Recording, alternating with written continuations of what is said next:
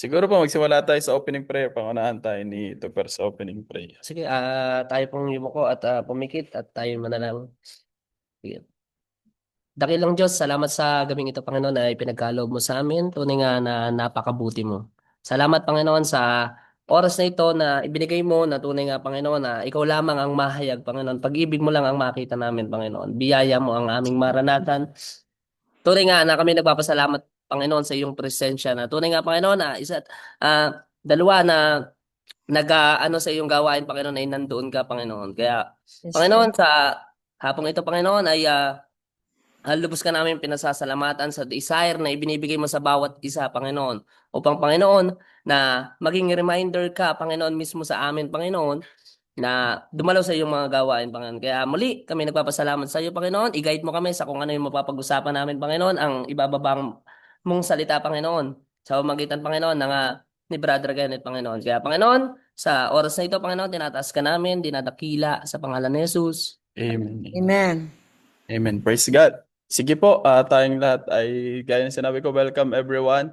Last week po ay nagsimula tayo ng bagong book, the Book of Philippians. And last week din pinag-aralan natin kung paanong the Book of Philippians is one of the epistles of Paul. Sinulat siya ni Pablo na siya ay nasa kulungan. Yet, this verse or this book is actually considered one of the happiest book in the Bible kasi punong-puno siya ng kagalakan, punong-puno ng gratefulness, punong-puno ng pagpapasalamat yung kanyang puso despite na negative situation yung kinalalagyan niya. Na nagpapakita na sometimes ang nagbibigay ng kagalakan sa tao is hindi yung nasa paligid niya, kundi kung ano yung nasa loob niya. Amen. And si Paul, ganun yung nakita nating example sa buhay niya na despite sa sitwasyon ng buhay niyang negatibo, yung kanyang puso ay punong-puno ng pag-ibig dahil punong-puno siya ng pag-ibig ni Kristo. And dyan po, pero ngayon dadako na tayo sa second chapter ng Book of Philippians, Philippians chapter 2. And sabi ko nga last week, ang title natin is God is not done with you yet. Kung paanong hindi pa tapos ang Diyos sa'yo, patuloy na meron siyang ginagawa habang may buhay, may pag-asa, habang ikaw ay andito sa lupa at araw-araw kumikilos ang Diyos sa'yo. Pero today, we will be focusing on this message entitled, He must increase, I must decrease. Pwede bang i-chat natin dyan sa ating chat box? I must increase, He must increase pala yan. He must increase, I must decrease. Ibig sabihin, siya yung maitaas o dumagdag, siya yung mai-glorify at ako naman yung maibaba. He must decrease and he must increase and I must decrease. Amen. Amen. Thank you, Lord, for this message. And our springboard verse po sa gabing ito is the Philippians chapter 2, verse 2 to 3. Sino pong gustong bumasa ng Philippians chapter 2? Welcome, Lian. Sinong gustong bumasa ng Philippians chapter 2? Na nasa screen natin. Paunahan na lang. O, si Lloyd. Do nothing out selfish ambition or vain conceit. Rather, in humility, value others above yourselves, not looking to your own interest, but each of you to the interest of the others. Amen. So, tingnan daw po natin yung ating mga sarili and wag nating gawin yung mga bagay for just our own selves. Alam nyo, may connection din talaga ang yung pagiging mapagpakumbaba sa pagiging makasarili. Amen? Na kapag ka ang isang tao ay makasarili, madalas siya din yung may tendency na siya din yung magmataas. Pero sinasabi ng Panginoon sa atin to do nothing out of selfish ambition. Na parang gawin natin yung mga bagay ng para sa benefits lang natin, para sa sarili mo lang, all for yourselves. Alam niyo po, in this world, lalo na siguro pag nakikita niyo sa social media, sa kapitbahay niyo, sa mga kakilala niyo, yung world ngayon is full of selfish people. Tama ba? And even in the Bible, it is described na in the last days, people will be lovers of themselves. Diba? Sinabi doon, mamahalin nila ang kanilang mga sarili. Hindi sila magiging lovers of truth, hindi sila magiging lovers ng word, hindi sila magiging lovers of good. Instead, they will be lovers of themselves. Ano po, yung pa kanilang mga makasariling kagustuhan and selfish ambition. Kaya nga ngayon, usong-uso yung mga word na self-care, selfie, uh, self-love, yan. Puro self, di ba? Kasi parang iniisip nila, isa sa mga lagi ko naririnig na hindi mo kayang mahalin yung iba kung hindi mo muna mamahalin yung sarili mo. If you think about it, parang oo nga no, paano ko nga naman ibibigay kung hindi ko muna mahalin yung sarili ko. Pero alam niyo ba na hindi yun biblical? That is not a biblical mindset. The correct mindset is we love because He first loved us. Pwede bang i-chat natin dyan sa chat box natin? He first loved us. Kaya po tayo nagkakaroon ng pagkakataon na umibig ng iba. Kaya po tayo nagkakaroon ng desire na magmahal ng iba, hindi dahil una nating inibig ang ating mga sarili, kundi una mo tayong inibig ni Kristo.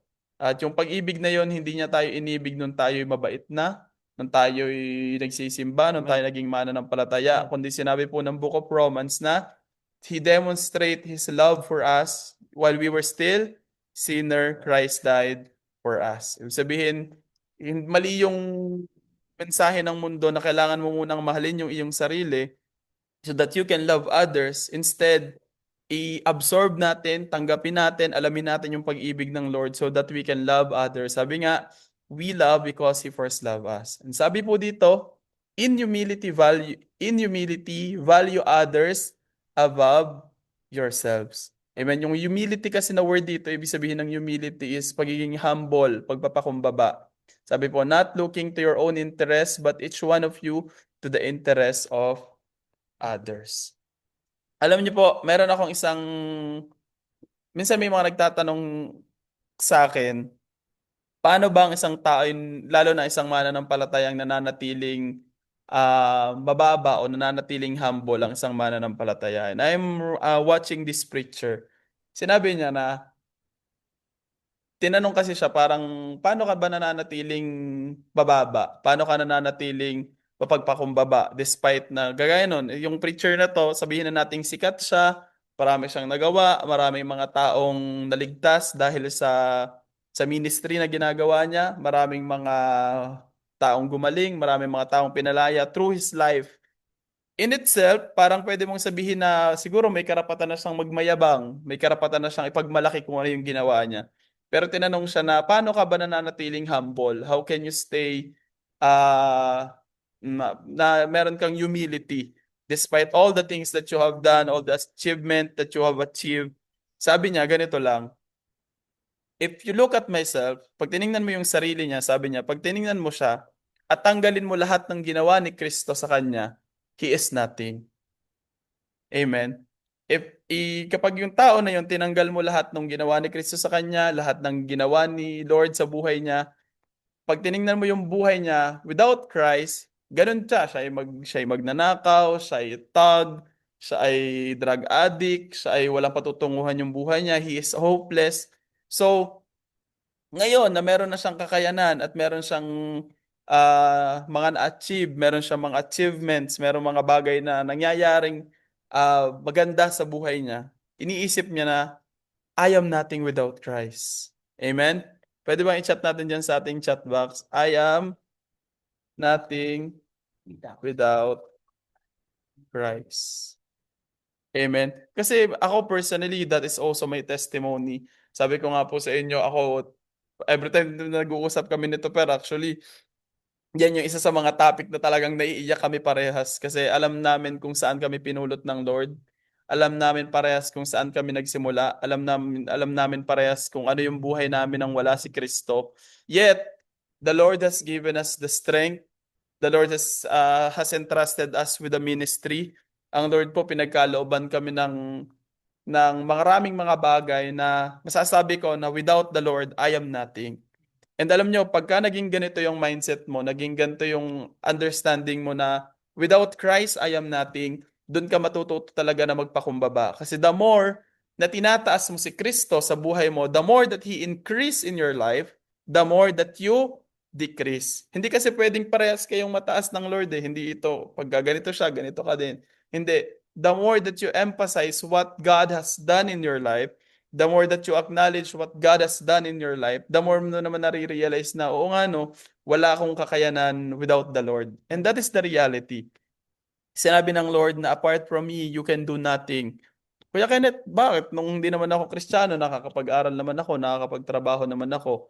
Pero, masasabi ko bang nothing yon? Yes. The answer is yes. Because everything, I believe, everything that we do outside of Christ, everything that we do outside ng will ng Lord, it is considered vanity. Amen? Lahat ng mga ginagawa mo, kahit magkaroon ka ng 35 na diploma, magkaroon ka ng 75 na masters, magkaroon ka ng 35 na kotse, 8 bahay. But if it is outside Christ, if it is outside His will, anong mapapala mo? Sabi nga niya sa scripture, di ba? Ano yung gain na makukuha mo to gain all of this world, the whole of this world, na mapahamak naman ang iyong kaluluwa, di ba? So without Christ, we are nothing. And the more na magbigay ng emphasis sa buhay mo na yung kinakain ko ay galing sa Diyos, yung trabaho na meron ako ay galing sa Diyos, yung pagpapala na meron ako ay galing sa Diyos, yung buhay ko na meron ako ay galing sa Diyos, yung lakas na meron ako ay galing sa Diyos. The more na na-emphasize na without Christ, I am nothing.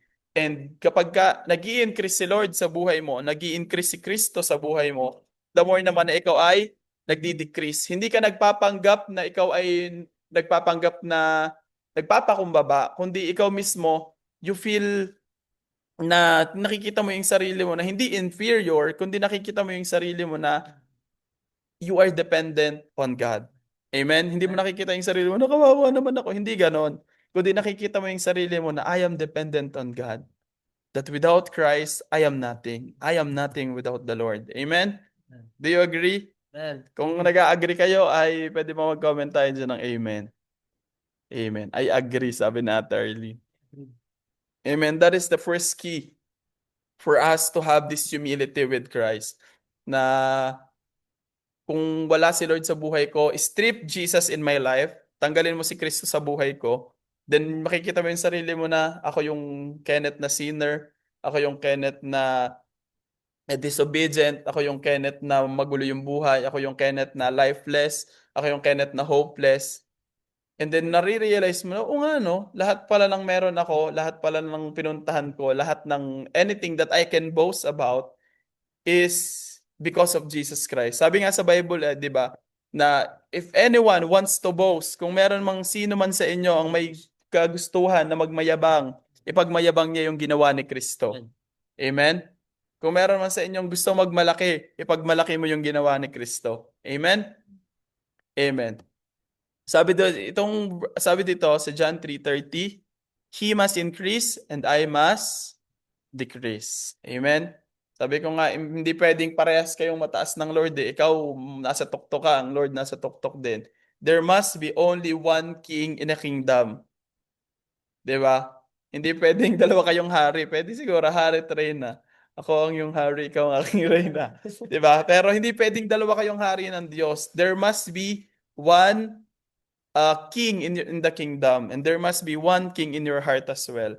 Kapag ikaw yung nagdadrive ng buhay mo, alam niyo ito sa mga natutunan ko.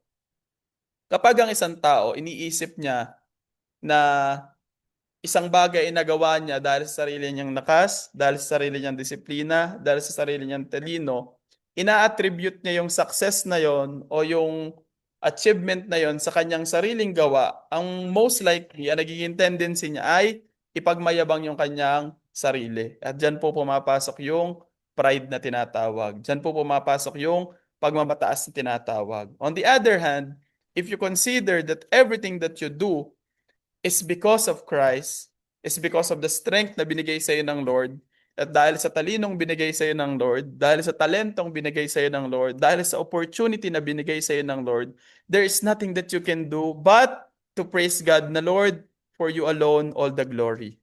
Sa iyo lahat ang papuri, Lord. Kaya nga kapag alam mo, minsan masarap makatanggap ng compliment, tama ba? Masarap mapuri, masarap maano ay ang galing mo naman, ay ang talino mo naman, o ang sipag mo naman, ay ang galing naman ng ministry nyo or ganito, ganan. Pero alam nyo, ang isang taong mapagpakumbaba, ang isang taong nagpapakumbaba sa harapan ni Kristo, na-acknowledge niya na lahat ng meron siya, everything that he has, is because of Jesus. Amen. Pwede bang i-chat natin dyan sa chat box natin? I am who I am because of Jesus. I am who I am because of Jesus. Amen. Naniniwala ba kayo doon? Ako, personally, that is my life for almost 10 years as a Christian na truly, I am who I am because of Jesus. Alam niyo yung, alam ko walang kinalaman dito. Alam niyo pag pumapasok sa isip ko yung kantang, yung For Good, kaya ko yung paborito kasi parang, ano siya sa akin ng Lord na I am changed for good because of Jesus. Amen. I am changed for good because of Jesus. Amen. And sabi po dito sa Philippians chapter 3, actually next week, babasahin din natin yan, pero gusto ko lang pasadahan. Kasi 'di ba, I'll give you a bit of context. Sinulat to ni Pablo. Meron kasing dalawang pwedeng ipagmayabang si Pablo eh. Meron tayong yung una, yung performance niya. Pangalawa, yung pedigree niya. Kuya Kenneth, anong ibig sabihin ng performance at pedigree ni Pablo? Si Pablo kasi, when it comes to performance, sabi niya, pagdating sa pagsunod sa batas, bata pa lang ako, sinusunod ko na yung batas. Ako ay observer ng law, and sabi niya, pagdating sa pagsunod ng batas, I am a Pharisee. Sa madaling sabi, if you look at Paul, pagdating sa obedience, pagdating sa performance, pagdating sa pagalingan, sabi niya ni Pablo, ako magaling ako. Pagdating naman dun sa pedigree, ibig sabihin dun sa lahi, kung saan siya nagmula. Yung iba kasi, magaling sila, sumusunod sila sa batas, subalit hindi sila kasama sa mga lahi na pinili ng Lord during that time. Pero si Pablo hindi. Si Pablo ay yung lahi niya ay galing siya isang Hudyo. Siya ay pinili, yung lahi nila ipinili ng Lord. So, if there is someone from the Bible na meron talagang sabihin natin karapatan na magmayabang, if there is someone who can boast about themselves, and even as a Christian, kasi kita natin si Pablo, sabi niya dito, meron din siyang shinare na sino ba sa atin yung nakakatanggap lagi ng death threats araw-araw? Kumbaga, inaalmusal niya yung death threats. Sino ba sa atin yung pinakamasipag pagdating sa ministry? Sino ba sa atin yung parang malaki yung impact pagdating sa ministry? Sabi niya, pwede kong sabihin ako eh. Pero sabi niya dito sa Philippians 3 verse 8, indeed, I count everything as loss because of the surpassing worth of knowing Christ Jesus my Lord.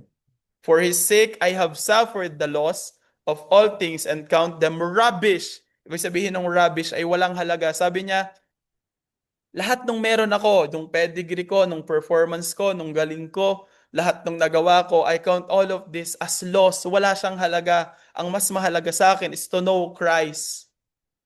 And alam niyo ba, yung word na to know Christ is actually yung ibang term na ginagamit doon is yung word na eternal life. Because to have eternal life is to know Christ.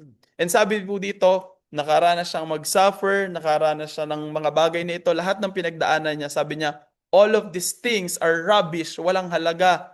Actually, yung ibang word na ginamit dito ay dung. Sa Tagalog, kung familiar po kayo, ay sabi niya ay lahat ng mga bagay na yan ay tae, rubbish, dung, in order that I may gain Christ. And siguro dito papasok naman yung pangalawang gusto kong i-share sa inyo na hayaan natin na mas maging mahalaga sa atin si Kristo kaysa sa anumang mga bagay. Amen. Kasi kapag kunwari, yung isang bagay naging mas mahalaga sa iyo kaysa kay Kristo. For example, yung trabaho mo, yung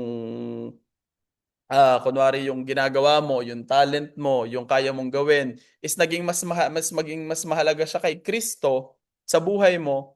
Sometimes yun na yung pinagmamayabang mo na ang galing ko naman sa ganito, na ang dami ko naman pera, na ang talento ko naman, ang dami kong talent, ang dami kong followers, ang dami kong influence, ang daming may gusto sa akin. Pagka pinuput mo yung isang bagay of a higher value other than Christ, doon pumapasok na ay mas napapahalagahan ko na tong bagay na to. Kasi you value that thing over Christ, ang nagiging dahilan nyo na dahil mas mahalaga tong bagay na to sa'yo, kapag maganda yung resulta to ng bagay na to, yun ay doon pumapasok yung pride mo, yung pagmamataas mo na, kaya ko pala, ang galing ko pala. Pero napakaganda nung sinabi dito ni Pablo, if there's anyone actually in the Bible who can boast, na may karapatang magmayabang, na magpakita talaga na, ito ang buhay ko, binago ako ng Lord. Ito yung pinagdaanan ko, ito yung lahi ko, ito yung ginagawa ko. He is someone who can boast about these things, pero sinabi niya, I consider everything as loss. Wala yung mga yan halaga sa akin. What matters to me is I know Christ. Lahat ng suffering na pinagdaanan ko, lahat ng pagdurusa na pinagdaanan ko, sabi niya, I count all of this as a rubbish, as dung, that I may gain Christ. Because, above all things, sa lahat ng mga bagay na meron siya, sa lahat ng mga bagay na dito sa mundo, he considered Christ as his number one. Amen. Kaya pag sinasabi natin yung Jesus number one, not only He is number one in everything, pero I pray na when we say Jesus number one, di ba lagi pag nagpipicture tayo, na peace, waki, tapos na Jesus number one, not only Jesus is number one in everything, but may Jesus be number one in your life. Amen. Amen. Amen. Amen. Sino sa inyo yung kaya magsabi na, Lord, okay lang sa akin na strip mo yung mga bagay na tanggalin mo, Lord, yung mga bagay na hindi para sa akin. Basta lang makasama kita. Na, Lord, I want you to be number one in my life. I want you to be number one in my life. And alam nyo, kapag ka natutunan ng bawat isa na unahin ng Panginoong Hesus, na i-prioritize ang Diyos sa over all of these things, marirealize mo yung sinasabi ni Solomon dun sa Bible na everything is vanity. Amen. Alam niyo kung bakit? Kasi lahat ng bagay dito sa mundo, nawawala, nasisira, nananakaw, napapanis, ano pa ba? All of these things are temporary. But our Lord Jesus Christ is eternal. Amen. Our Lord Jesus Christ is eternal. Alam niyo po, marami sa mundong ito na, alam niyo yun, ako personally, baka sabihin nyo, yung corny mo naman, Kuya Kenneth, hindi ka ba namimili sa Shopee? Hindi ka ba nag-ano? Kasi, mahalaga naman talaga yung mga bagay na temporary din dito. Pero, we should not put them above anything that is eternal. Amen? Hindi ko ibig sabihin, ay Kuya Kenneth, hindi ko naman pala madadala yung degree ko sa langit, hindi na ako mag-aaral. O hindi ko naman madadala yung negosyo ko sa langit, hindi na ako magtatrabaho. Hindi po. Ibig ko sabihin, all of these things are important. All of these things are good. Mag-aral ka, magtrabaho ka, alagaan mo ang pamilya mo, mag mag mag ano mo yung talent mo, alam mo yun, mag-improve ka, pero meron tayong tinatawag na priority. Ibig sabihin, these things are important, pero may mga bagay na mas importante. Amen. Amen. Amen. Ang sabi po dito, and sa mga lagi akong nire-remind ng Lord, sa Mateo 23 verse 12, sabi dito, ang nagmamataas ay ibinababa at nagpapakumbaba ay tinataas. For my life, for almost 10 years as a Christian, ito yung talagang sinubo ko ng Lord yung heart ko pagdating dito sa bagay na to. Kasi alam nyo, kapag ang isang tao, ang isang Kristiyano, natutunan niya na magtiwala sa sariling kakayanan, sa kanyang sariling lakas, sa kanyang sariling talino, doon niya nare-realize na limited pala ako, napapagod pala ako, and nanghihina pala ako. And alam niyo, sabi nung kapitbahay namin, hindi, sabi ng ibang tao, na kapag ka daw ang isang tao mas mataas ang lipad, mas masakit daw ang bagsak, which is the reality. And the same way na yung mga nagpapakataas ay siyang binababa at yung mga nagpapakumbaba ay tinataas. Bakit? Kasi as a human being, bilang isang tao po, meron tayong mga limitasyon eh. Tama. It can be a limitation of time. Hindi mo pwedeng sa loob ng isang araw, 24 hours lang, hindi mo talaga kayang extend yan. A limitation of knowledge, hindi mo pwedeng yung bagay na alam mo ngayon ay hindi mo alam yung bagay na dating sa kinabukasan. Limitation of talent. Minsan wala kang kakayanan na gawin yung isang bagay. Ano pa ba? So basically, tayo po mga tao ay may limitation. Kapag pinuput natin yung trust natin, yung belief natin on our own selves, sa sarili nating kakayanan, time and time again, I will say this to you, I learned the hard way na the more na pinagkakatiwalaan mo yung sarili mo, the more na madidisappoint ka, the more na tinataas mo yung sarili mo, the more na binababa ka ng Lord na anak, hindi mo kaya. You cannot sustain yourself, you are not self-sufficient, hindi ka Diyos, kundi you need me. Kaya nga po sabi dito, nagmamataas ay binababa at ang binababa ay tinataas. Alam niyo kung bakit? Kung bakit nagpapakumbaba ay tinataas? The more that we put ourselves below God, the more that we are dependent to God, the more na umaasa tayo sa Diyos. Alam niyo, isa sa natutunan ko, hindi ka iiwan ng Diyos. Amen. The more na nagtitiwala ka sa Kanya, the more na nananampalataya ka sa Kanya, the more that you depend on Him as a father, as a child and father relationship, para siyang tree, para siyang sa puno, para siyang si Lord yung tree, ikaw branches ka lang. Na although you are just a small part of His kingdom, hindi ka pinapabayaan ng Panginoon. Amen? Ang nagmamataas ay binababa at ang nagpapakumbaba ay tinataas. Alam nyo, it can also apply to other things in life. For example, sa finance mo, Lord, aminin mo na, Lord, nagkukulang ako. Lord, I need your help. Amen?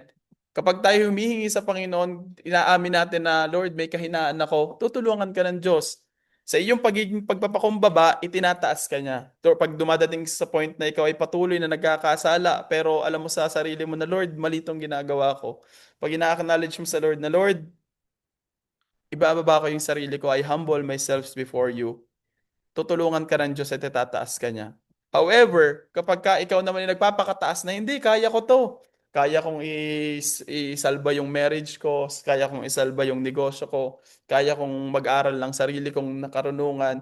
The more na tinataas mo yung sarili mo, you are also setting up yourself to failure kasi pag tumataas ka, halo ka lang bumababa. Kasi sabi ko nga, on your own, you cannot do it. Papapagod ka, masasaktan ka, mangangalay ka. Pero one thing is good about our Lord Jesus Christ is, ang Diyos ay tapat sa kanyang mga pangako. Ang Diyos ay nakikita niya yung sitwasyon natin. But sometimes, you must admit to yourself na, Lord, hindi ko kaya para tulungan ka. Kasi mahirap tulungan yung isang taong naggagaling-galingan or ayaw magpatulong, di ba? Hindi, kaya ko to, ako lang to. Kaya kong sige, iipon lang ako o kaya magdidisiplinahin ko lang yung sarili ko. But on your own, you cannot do it. You need God. You need God. Amen? Amen. Amen. And lastly, ito po gusto kong bigyan ng emphasis, yung Christ is the best example of humility. Paano mo kaya Kenneth nasabing si Christ yung pinakang best na example ng humility? So, in literal sense, He is a God. Isa siyang Diyos. Above, sabi name above all names. Pinakamataas, the Prince of Prince. Kung meron mang karapatan na may isa na magsabi na i-glorify niyo ako, purihin niyo ako, if there is someone na may karapatan na ipagmayabang yung kanyang sarili, yung kanyang nagawa, because He is a literal God, it is Christ. Pero ganun bang ginawa niya? Sabi po dito sa Philippians chapter 2, verse 6 to 7, who, being in the very nature of God, di ba, si Kristo, Diyos siya, di ba, did not consider equality with God. Hindi niya itinuring yung sarili niyang kapantay ng Diyos, something to be used to His own advantage. Pwede niya namang, ay Diyos ako, ganito ang gagawin ko. Rather, sabi po dito, anong ginawa niya? Imbis na itaas niya yung kanyang sarili, He made Himself nothing by taking the very nature of a servant. Pwede, literal talaga na pwedeng mag-aastang Diyos si Kristo dito sa lupa. Yet, anong ginawa niya po? Siya po ay pumunta dito sa lupa. Sinabi para ba siya ipagsilbihan? Para ba siya isambahin? Hindi po. Pumunta siya dito sa lupa upang siya ay maglingkod at para po mamatay para sa ating mga kasalanan. Actually, kung titingnan natin yung journey ni Jesus Christ dito sa mundo, literal na binaba niya yung sarili niya mula sa langit papunta dito sa lupa. Also, when it comes to capacity, mula sa pagiging indefinite na Diyos, ay binigyan niya yung sarili niya ng limited na human na katawan. sa pamagitan din po ng kanyang sitwasyon. Pwede naman siyang pagkapanganak niya na, pwede ba pag pinanganak ako sa lupa, pwede ba akong ipanganak na hari ako doon? Pwede ba akong ipanganak na ako ay literal na propeta doon? O magpaipanganak ako sa mundo na ako isang mataas na Diyos, mataas na tao doon sa lugar na yon? Hindi, di ba? Paano siya pinanganak si Kristo? Simulang-simula pa lang, pinakita natin na si Jesus literally ay pinanganak sa sabsaban. Si Jesus ba na nagtrabaho ba siya, ay ano siya ba ay naging engineer o kaya naging ano, o siya po ay naging normal na tao, siya po ay naging karpintero. Sa madaling sabi, if there is one example na pwede nating tularan ng pagiging pagpapakumbaba, ay walang iba kundi si Kristo. Because truly, that the best example of humility, of being humble, ay walang iba kundi si Kristo. Now compare yourself to Him. Siya nga na Diyos, na literal na anak ng Diyos, literal na makapangyarihan, name above all name. The one who made everything in this world, ay tinuring niya yung nagpakumbaba siya. How much more yourself, di ba? Sino ba ako para magmalaki? And alam niyo po, the more that you see the goodness of God, the more that you see the kindness of God, the more that you see the power of God, the more that you see the ability of God in your life, alam niyo, masasabi ko sa inyo talaga, wala tayong magagawa kundi ibaba yung sarili natin sa harapan ng Panginoon. That we are nothing aside from Christ. Alam niyo po, sa araw-araw ng aking buhay, ako po personally, I am so much blessed with the life that I have. Ako po ay pinagkatiwalaan ng Lord ng ministry, pinagkatiwalaan ng Lord ng maayos na trabaho, pinagkatiwalaan ng Lord ng maayos na pamilya, pinagkatiwalaan po ako ng Lord ng madaming magandang bagay dito sa mundo. And alam niyo, kapag minemeditate ko all the things, the good things that I have, wala po talaga akong magawa kundi, alam mo yun, umiyak na lang at magpasalamat sa Panginoon kasi truly, Lord, na without you, I am nothing. Na truly, kung wala ang Panginoon, ay wala ako. In the same way, and that is my encouragement to you, na every day of your life, sa araw-araw ng ating buhay, and in every situation, i-acknowledge natin na everything that you have, kung ano yung meron ka, ay galing sa Diyos. At alam mo, kapag ka naging ganun yung mindset mo sa buhay mo, wala kang magagawa kundi magpuri sa Panginoon. Alam nyo nga, meron nga kami isang Bible study. I'm about to end. Meron ako isang Bible study nung one time nagkaroon kami ng Bible study, I think kina Sister Abby. Parang meron ako doon ma-share na how can, ako personally, parang hindi ko makita yung sarili ko na hindi naglilingkod sa Panginoon. Kasi how can I not serve for to someone who is so good in my life? Paano ko hihindian yung Diyos na nagpakita ng kabutihan sa buhay ko? Alam niyo, ang isang taong nakakita ng kabutihan ng Lord, ang taong nakakita na amazed sa goodness ng Lord, ang isang taong nakaranas ng pag-ibig ng Lord, hindi mo kailangan niyang piliting maglingkod, hindi mo kailangan piliting magsimba, hindi mo kailangan piliting manalangin, hindi mo kailangan piliting mag-worship sa Lord. Sapagkat if you see and if you acknowledge the presence of the Lord, the same way na yung mga tao sa Bible, after nilang pagalingin, after nilang palayain, after nilang makakita ng mga miracles ng Lord sa buhay nila, after nilang makita yung goodness ng Lord, anong sabi sa Bible? Ano yung naging response nila? Karamihan sa kanila, they fall on their knees and they worship God.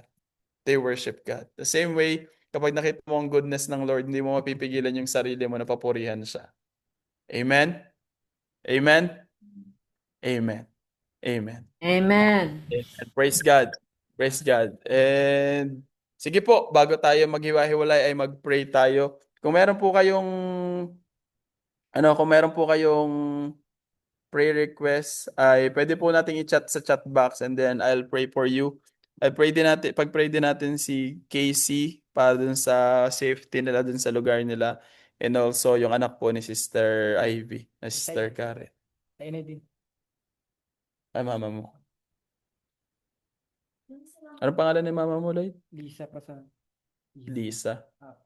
Lodi. Yun. Sige po, tayong lahat ay mag-pray. And salamat, Lord, sa araw na ito, sa gabing ito. Truly, that apart from you, we are nothing, O God. Wala kami, Panginoong, ibang may pagmamalaki. Wala kami, O Lord, ibang mapagmamayabang. And Lord, hindi po namin kaya, subalit kaya mo. Kami, Panginoon, ay limitado sa karunungan, limitado sa oras, limitado sa kakayahan. But we believe that you are a limitless God, that with you nothing is impossible. Salamat, Panginoon, sa araw na ito that you revealed, Panginoon, to all of us na you are the best example of humility, O God. Turuan mo kami, Panginoon, sa araw-araw ng aming mga buhay to humble ourselves before you. Ibaba namin, Panginoon, yung aming mga sarili at maging truly dependent on you, O God. Salamat, Panginoon, sa iyong reminder for all of us na if there is someone who would like na magmayabang, kung meron man sa amin gustong magbalaki, ipagmalaki namin yung ginawa mo, Panginoon. Salamat, Panginoon. Lord, take away the pride. Take away, O God, the ego in our heart. Take away, Panginoon, yung anumang bagay na nagdudulot sa amin, Panginoon, upang itaas namin ang aming mga sarili, upang ipagmayabang namin ang aming mga sarili, upang itaas namin ang aming mga nagawa, Panginoon. Kundi turuan mo kami, Panginoon, that in everything, ibigay namin yung papuri sa iyo, O God. In everything that we do, in everything that we have, in everything that we achieve, ay honor namin, Panginoon, na ito'y nanggagaling sa iyo, O God. Panginoon, naniniwala po kami na ikaw ay Diyos na makapangyarihan at naniniwala po kami na ikaw ay hindi maiksi ang iyong mga kamay upang kami abutin.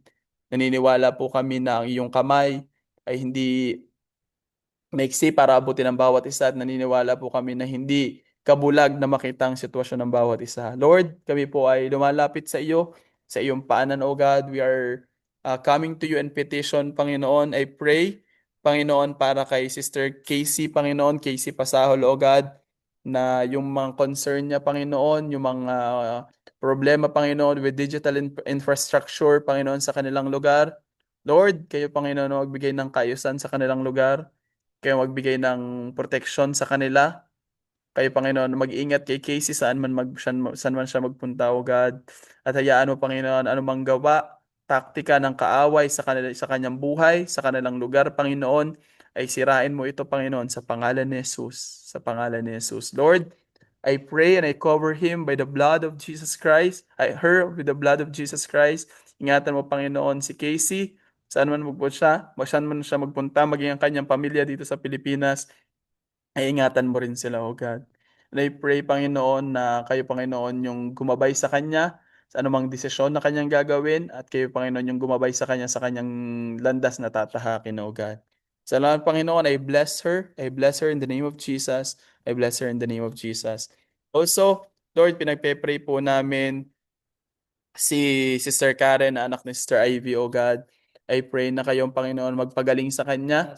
Ano man, Panginoon, yung kanyang nararamdaman, sakit, karamdaman, Lord, ito'y malusaw sa pangalan ni Jesus.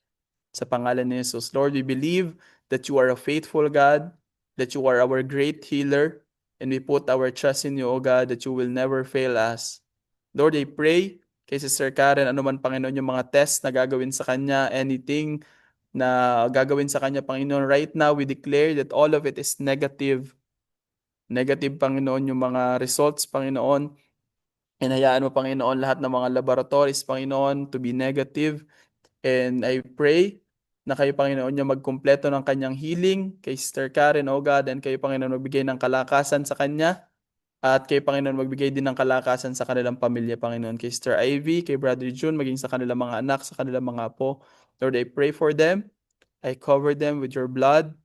And kay Panginoon yung kumilos sa kanilang buhay, O God. Hindi sila maano ng kaaway, anumang taktika ng kaaway sa kanilang buhay, sa kanilang pamilya, sinisira namin ito sa pangalan ni Jesus, sa pangalan ni Jesus. O God, maging sa mama ni Lloyd, O God, ay kayo mag-ingat sa kanya, saan man siya naroon, Panginoon, ay gabayan mo siya. I pray that you are with her, Panginoon, sa araw-araw, O God. I cover her with your blood. And may your protection be upon her. May your guidance be upon her. And let your guidance be upon her, O God. Maging sa kanyang anak na si Lloyd, Panginoon, na ingatan mo siya, Panginoon, saan man siya magpunta. And I know that you bless him, that you have blessed him, that your favor be upon him. Give him wisdom, give him strength, O God, at kay Panginoon patuloy na mag-guide kay Lloyd, Panginoon. Salamat, Panginoon. And also, I pray, Panginoon, kay Nathaniel Bon, na pinagpe-pray, Panginoon, ni Sister Eva. I pray kay Nathaniel Von, Panginoon, na sa kanyang CT scan, I pray na kayo, Panginoon, yung magsaayos nito. Perfect healing for Nathaniel, Panginoon. Ano man, Panginoon, yung result na lalabas, Panginoon, I know that it will be negative. Ano man yung lalabas, Panginoon, sa kanyang CT scan, Panginoon, it is a perfect healing and miracle from you, O God. Lord, we ask for miracle from you, O God. We ask for miracle, Panginoon, that you are a great healer. You are a great healer, O God, in Jesus' name, in Jesus' name. Kayo din magbigay ng kalakasan sa kanilang pamilya at mag-provide ng lahat ng kanilang pangangailangan, Panginoon. All the bills, Panginoon, sa ospital ay ma-provide, Panginoon. At naman, Panginoon, yung pangangailangan nila, emotional, Panginoon, kalakasan, bigyan mo sila ng kalakasan, Panginoon, sa kanilang pamilya, O God. And also, we pray for Brother Perwin, Panginoon, sa SEDA, yung normal na creatinine, Panginoon, na result, in Jesus' name, in Jesus' name. And ano man, Panginoon, mga lab pa na kailangan gawin, ano man, Panginoon, yung mga test na kailangan gawin, we declare na everything will be normal, everything is normal, in Jesus' name, in Jesus' name. You are our great healer, you are a great healer, na ikaw ay aming Diyos na manggagamot sa lahat. And we declare by your words and your prophecy, O God, na by your stripe we are healed. Your stripe we are healed. Lord, I pray for Perwin and maging sa kanyang pamilya. Ingatan mo sila, protektahan mo sila, samahan mo sila sa lahat ng oras. Sa lahat ng papuri, O God. Thank you, Jesus. Thank you, Jesus. And I pray, O Lord, para kay Nathaniel Bon ulit, Panginoon, na matunaw ano man bukol sa katawan, Panginoon, na kayo, Panginoon, yung mag-heal nito, Panginoon, magtunaw ng lahat ng ito, O Jesus. Thank you, Jesus. Thank you, Jesus. Dahil naririnig mo ang aming mga panalangin, Panginoon. Thank you, Lord. Salamat po, Panginoon. Maging sa lahat ng kasama namin dito, O God, sa Zoom na ito, I pray that you be with them all the days of their lives, O God. I pray that you protect them, that you guide every one of them, Panginoon. I pray for Kayla, Panginoon. I cover her by your blood. Kay Sister Ivy, I cover her by your blood. Kay Sister Eva, Panginoon, I cover her by your blood. Kay Kimi, kay Rosnel, Panginoon. Kay Ate Arlene, kay Lian, kay Kaylin, kay Joseph, Panginoon, kay Tuper. Kay Arlene, Panginoon, maging sa akin, Panginoon. Kayo mag-ingat sa bawat isa, O Jesus. Truly, that you are our Savior in all aspects, Panginoon, and continue to guide us every day, O God. Thank you, Jesus. Thank you, Jesus. Thank you, Jesus. Lord, give us wisdom to walk in your word, O God, to walk in your promise. And hayaan mo, Panginoon, na lahat ng aming narinig, Panginoon, ay magbigay ito lalo sa amin ng lubos na pananampalataya at pagtitiwala sa iyo, O God. Na ikaw, Panginoon, ay higit sa lahat. And we are nothing apart from you, O God. You are everything in us, O Jesus. Salamat, Panginoon. Ito po ay samot dalangin namin at sineselyuhan namin, Panginoon, ito ng may pananampalataya. Ang lahat ng anak ng Diyos ay magsabi ng Amen. Siguro bago tayo maghiwa-hiwalay, tayo muna ay mag-picture taking. Selfie. Yeah. Sige po, pwede po bang mag-open tayo ng camera at tayo po ay mag-picture taking. Yeah. Kimi, kamusta ka? Lian. Cottage. Tales mo yung ano? Ano ako kasi? At lang tanggalan natin ang Boracay. Ha? Buwan din no. Gawa ng alis na ako madaling Alka araw. po Gawa na yung dyan eh. Wait lang po ha. Yun. Yuhud! Apo. Let's. Yeah. Ni Sige po, picture po tayo. One, si Kayla, tsaka si Lian, si Kaylin. 1, 2, 3. Isa pa. Dito ka, Ledo. Kasya ka pa dito sa side na to. Una. 1, 2, 3. Kimi. Okay, number 2 po. Philippians chapter 2. Philippians chapter 2. 1, 2, 3. Yo. sabi na ito. Iyon naman naman, hindi. Salamat po sa inyo. Lian, Kayla, Kimi. Kimi, Thank you. umattend ka ng camp. Thank you. Thank you. God bless. Kimi, Kimi, may short! Kimi may shark. Atad ka, Kimi. Thank you. Bye-bye. Ate Eva, thank you po. Sister Ivy, ingat po kayo. Bye-bye. Bye. Ano pong Tagalog sa Bible ng James? Santiago!